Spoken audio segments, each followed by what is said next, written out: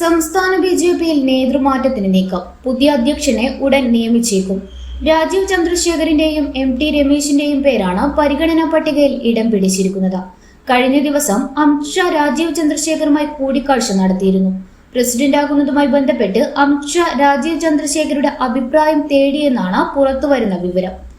കേരളത്തിൽ നേതൃമാറ്റം അനിവാര്യമാണെന്ന നിലപാടിലാണ് കേന്ദ്ര നേതൃത്വം. എന്നാൽ അധ്യക്ഷ സ്ഥാനത്തേക്ക് വരുന്നതിൽ അനുകൂല നിലപാടല്ല രാജീവ് ചന്ദ്രശേഖർ സ്വീകരിച്ചതെന്നാണ് അദ്ദേഹവുമായി അടുത്ത കേന്ദ്രങ്ങൾ പറയുന്നത്.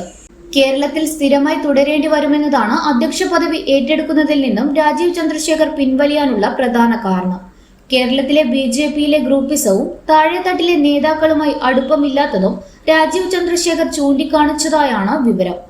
കേരളത്തിൽ പുതിയൊരു മുഖം നേതൃസ്ഥാനത്തേക്ക് വരട്ടെ എന്നാണ് ദേശീയ നേതൃത്വത്തിന്റെ നിലപാട്. എല്ലാ വിഭാഗത്തെയും ആകർഷിക്കാൻ പറ്റുന്ന ആൾ സംസ്ഥാന പ്രസിഡന്റായി വരണമെന്ന നിലപാടിലാണ് ബിജെപി കേന്ദ്ര നേതൃത്വം. മാറ്റം ആഗ്രഹിക്കുന്ന ഒരു തലമുറയെ സ്വാധീനിക്കാൻ കഴിയുന്ന നേതാവ് എന്നതാണ് ബിജെപി നേതൃത്വം രാജീവ് ചന്ദ്രശേഖറിന് നൽകുന്ന പരിഗണന. സാമുദായിക നേതാക്കളുമായി രാജീവ് ചന്ദ്രശേഖറിനുള്ള അടുപ്പവും കേന്ദ്ര നേതൃത്വം പരിഗണിക്കുന്നുണ്ട്.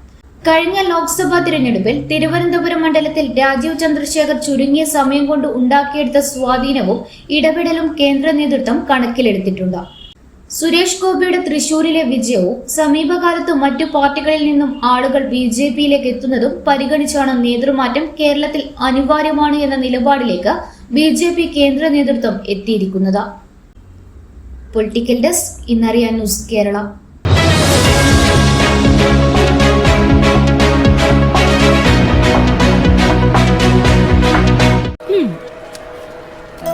ടീച്ചറെ, ഇത് നമ്മുടെ ഫാമിലിയിലെ വെഡിങ് ഫെസ്റ്റിവൽ ആണ്. നമ്മുടെ ഫാമിലിയിലെ കല്യാണം. ഫാമിലിയിൽ കല്യാണമാണ്. ഗംഭീരമായ കളക്ഷനോടെ കല്യാണത്തിനൊരുങ്ങി ഫാമിലി വെഡിംഗ് സെന്റർ. അപ്പോ ടീച്ചർ കുടുംബസമേതം വരണം. ഓ, ആയിക്കോട്ടെ. Family wedding centre.